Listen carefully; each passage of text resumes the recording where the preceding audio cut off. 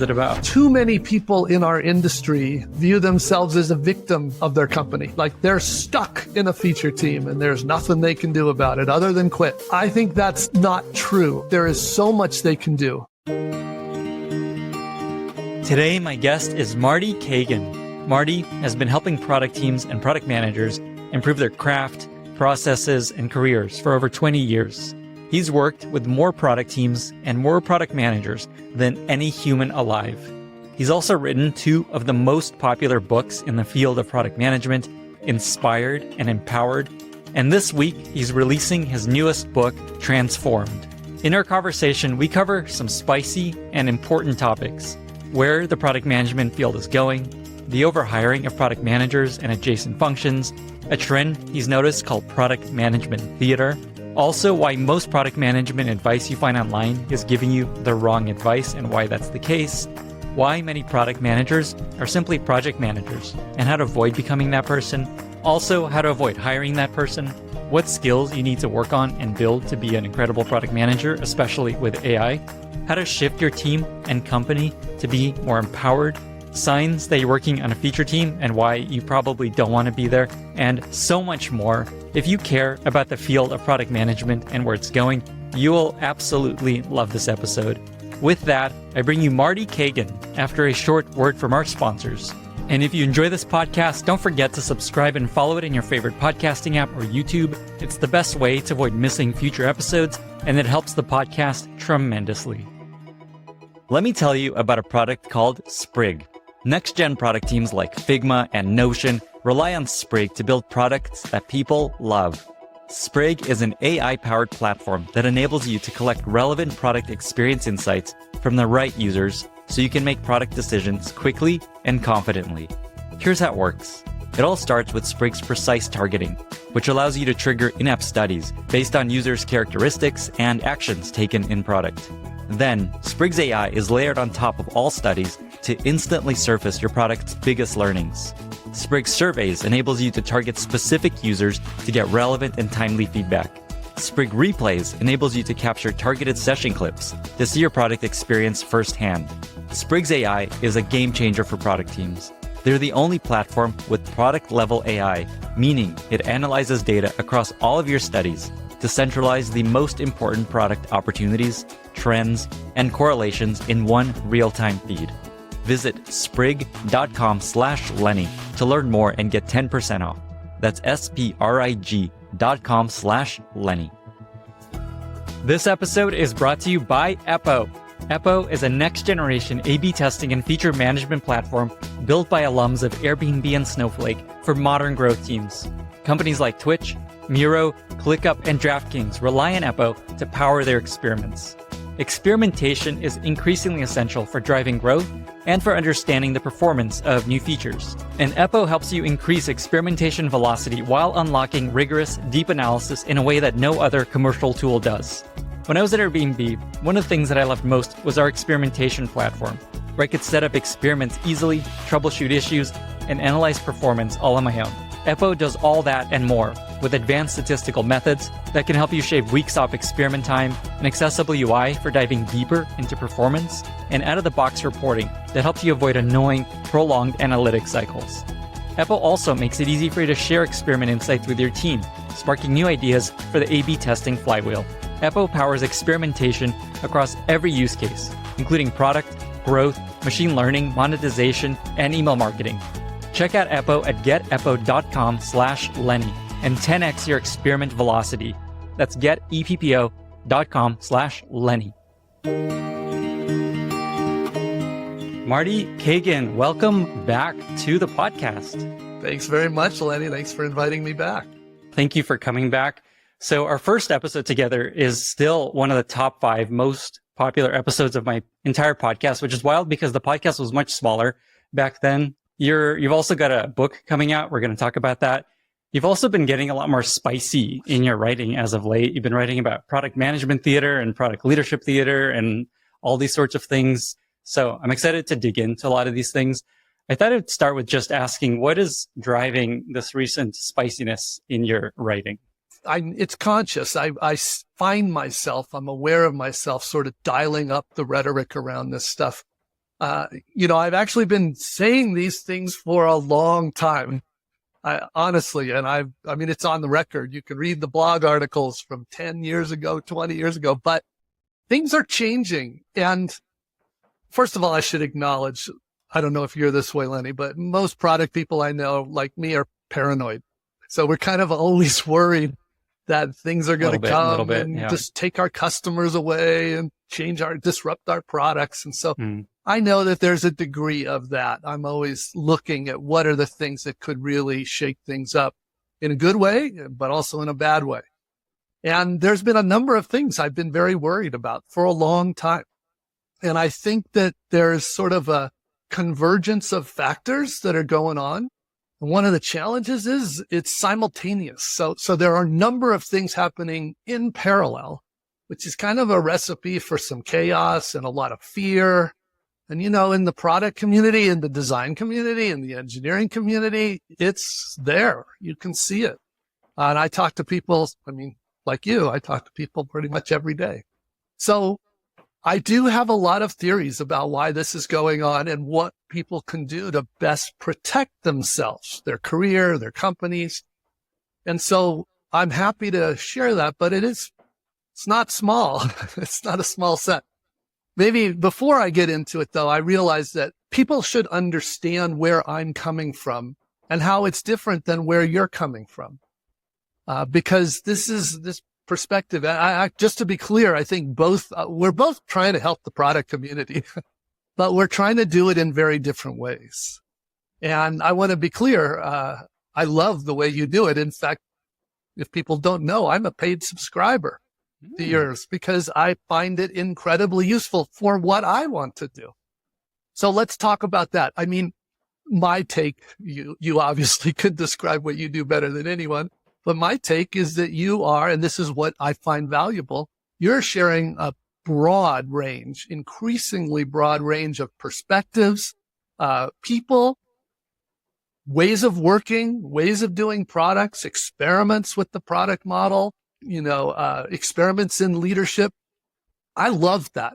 It actually helps me a lot. That's why I subscribe. And I'll be honest, the main reason I took some prodding for me I know there's something about actually paying for a subscription when there's like 100 different product related newsletters and stuff.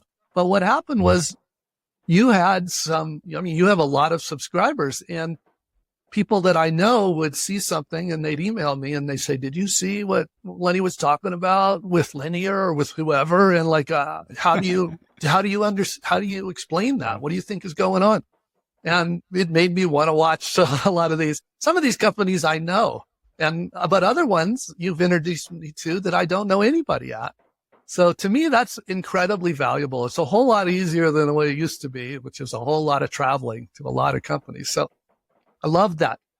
You are helping so many people to get a broader understanding of product. My goal is different. This sort of SVPG, we're also trying to help the product community, but it's interesting when I watch your interviews, you're trying to pry out of people what's special about what they do, which is what I want to hear. But interestingly, what I'm looking for is not what's different. It's what's the same. I'm looking for what we're all about is sharing the principles and the practices that are used consistently by the best product companies. In fact, we have a heuristic. We've never made a secret of this. We are always asked about new techniques and new methods, new processes. And we're like, look, we need to see it being used by at least several of the companies that have proven they can consistently innovate. If those companies can use it productively, we're all about evangelizing that. It's worth pointing out that we don't, we make this clear in every one of the books. We don't invent any of these things. We just, if they work, we like to talk about them. So we're looking for the commonality. And mostly we're looking for, to help a company, whether it's a startup or a large company, to have the best possible chance of success. That's the goal for us. It's a different goal. You can see that. So all these data points become interesting as data points, but we're looking for those things that kind of last. And you never know. I mean, you have to see, for one, I love working with startups, but as you know, a lot of startups are dominated by the founder and the early people, and it almost doesn't matter what techniques they use. If they're good, it's amazing what they do. That's just amazing. And so that's probably important to get out of the way. I love this. Bringing that perspective. I agree with everything you said. I think we are very different in what we're providing to the product community. And it's interesting being on this side of the microphone is I've built a lot of empathy for journalists where, like, I know the Brian Chesky episode is a good example where there's a lot of things there that might sound problematic and you disagreed with. And as me interviewing him, the challenge I have is I have an hour with him and I have to always decide, do I go and push back and try to, hey, is this actually working the way you're describing? Is this actually the right way to approach stuff? Here's why maybe you would not. Versus there's so many things I want to get to and ask him about it. So I'm like, which way do I go? And then if I'm pushing back too hard, people are like, I'm not going to go on this podcast where he's just questioning everything I think. So it's a really interesting that's totally fair. And also, I don't think you want to scare off your guests. This is really the platform they have to share what they think is important. I do always find it entertaining because a number of the companies you profile, I already know. And it's always fun to hear them describe it versus what I see at their company. Because, of course, they're not always the same. But that's just human nature, right? We all do that. And so, anyway, I hope you continue doing what you're doing, Lenny. And I want to, and I'll keep following. Amazing. I appreciate it. And same to you. All right. So with the writing, I think an implication with the way you're describing is basically you're telling people things they don't want to hear, but they need to hear. Yeah. That's the way you think about it, right? I do. In fact, I've got some very uncomfortable things to talk about, which I know, the more intelligent part of me is like, don't bring that up. But also the other side of me is like, but people need to hear it. So let's talk about it. If people need to hear it, which I agree. So you've been talking about this concept of product management theater and product leadership theater. Let's get into it. What does that look like? What is the sign that you're in this theater versus doing it the way you should be doing it? There is no question that a lot of companies overhired during the pandemic. That was easy to see even while it was going on. And, it's not just that they overhired. A lot of them lowered the bar. But at the same time, of course, we have a change in the financial world that has really increased the cost of funds. And that's another thing going on simultaneously. And probably the one of the biggest things of all, and this is the hardest because it's not happened yet, is the predicted impact of generative AI. Right? I mean, I don't know if you saw, literally the CEO of NVIDIA the other day was saying to don't learn programming. First of all, I'm not even sure that's good advice, but the fact that the CEO of one of the most amazing companies in the world is saying, don't learn programming, that's disruptive. And so this, at a minimum, it creates uncertainty among the leaders in the companies, at a minimum. But honestly, I think there's very real impact. I'm convinced of that. I just don't know the real time horizon. I've got a long history of being overly optimistic. Like, I think things are going to happen sooner than they really do. So I don't know when they'll really happen, but that's a big one. Here's another one that I think is not talked nearly enough about. And that is, in a lot of companies, especially outside of Silicon Valley, team size has just gotten out of hand. I go into some companies and honestly, I can't believe all the ridiculous roles that they have. And I'll go into that more if you want later, but no question that people realize that smaller teams can often produce more and better results. How many of your guests have said as much? I've heard it from many of them. It's, reducing the size of the organization, ironically, can get you a lot more in terms of results. So there's this general appreciation that maybe we overdid it here with all of these roles. And of course, I'm talking about agile coaches and product owners and product ops and business analysts and all these assistant product manager types. So we'll go into that if you want, but it's gotten out of hand at a lot of companies. And then the one that I really probably shouldn't bring up just because it's become a religious topic almost. I know it's a super sensitive topic for people, but the reality is with remote employees, both velocity and innovation have taken a real hit. Now we can talk about, don't get me wrong, I don't think we're ever going to go back to the days of big companies having almost all co-located teams. But there is no question. I mean, I work with a lot of them. They are all struggling with innovation and velocity. Things go slower and they don't really do that level of innovation that they used to do. And so these are big factors. These are sort of macro factors that are going on. And then on top of that, if you get outside of sort of the Silicon Valley bubble, it's kind of even worse because they have been investing at these companies, especially the big companies, in all these extra roles. You know, I mentioned agile coaches, but like scrum masters and every flavor of project manager you could dream up. They're everywhere. And every kind of assistant to product people. It's just, I think it's gotten crazy. In fact, I wrote an article a long time ago, something like a decade ago, that was very popular at the time called Epic Waste. And I was pointing this out and saying, this is crazy. The ironic thing is that the better companies do way more with a lot less. So anyway, the roles. And then what about all the years that have been going on where they think these big companies think the answer lies in processes, especially things like SAFe, which outside of the sort of Silicon Valley world is depressingly popular. And, you know, and even though Scrum, a lot of people don't even understand simple processes like Scrum and they miss the point. So what's going on in so much of the world is they have so little in the way of outcomes to show for all this cost. And, you know, we talked about the sheer number of people becomes a problem, and the amount of that cost can be shocking, and the amount of waste is basically embarrassing. So it is not a surprise to me that companies are reacting to that.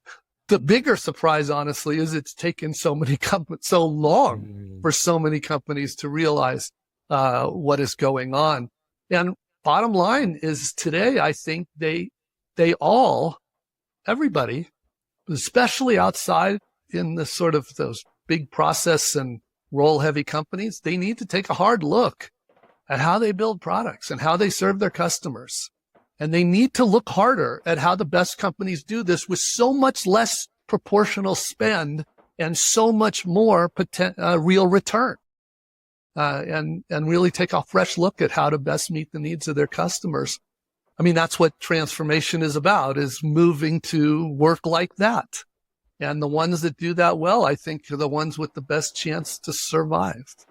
I think there's just this broader trend of people just really dislike PMs in a lot of places. There's this just trend of, I don't want PMs at my company. I don't want PMs at my startup for a long time. We're going to have no PMs. It's like this general idea.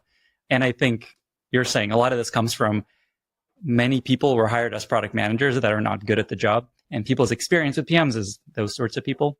I think it's a different really answer. And I haven't gone into this, but you probably, those examples with very few exceptions, and I hear it all the time, almost every day, what you're describing, they're feature teams.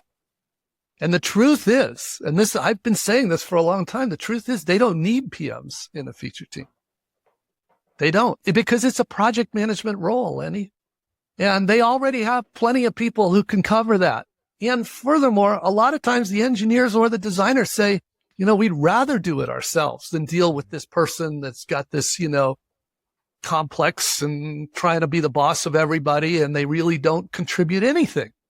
So that's what's really going on in my view. They are either a delivery team or a feature team, usually a feature team in this model. And I don't blame those people for not finding value in the product manager. They are just not bringing that value. They do bring a little value in fairness, but, and this is very brutal, but they're dramatically overpaid for the value they provide. Now, on the other hand, in a real product team, that's a very different job.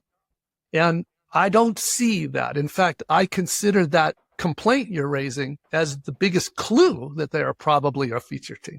And then I'll go ask them how they're working and what that person. And then, of course, the first thing I ask the product manager is, how do you define your job? And I bet you've heard 100 variations of the sort of mealy-mouthed, squishy, I kind of facilitate this and I do some communication and I herd the cats. And I'm listening to that going, man, I would not want to try to defend that job to the CEO. I know you talk about feature teams and product teams a lot.